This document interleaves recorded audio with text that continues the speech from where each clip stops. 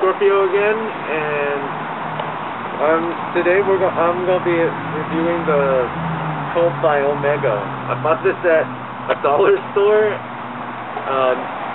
in Vaughan Mills, and basically the FPS on this gun is about 200, but for $1, it's pretty good.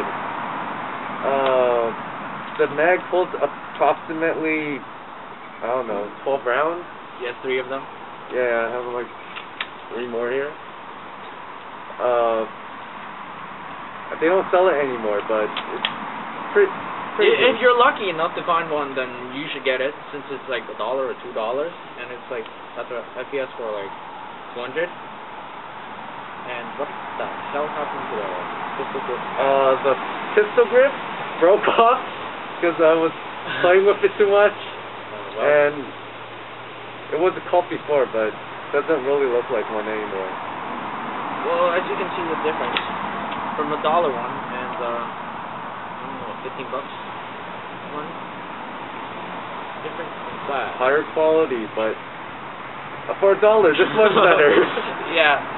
Well, for the pricing, it is better, but well, actually, his FPS is way better than mine. Mine's 180, and it does not do its job.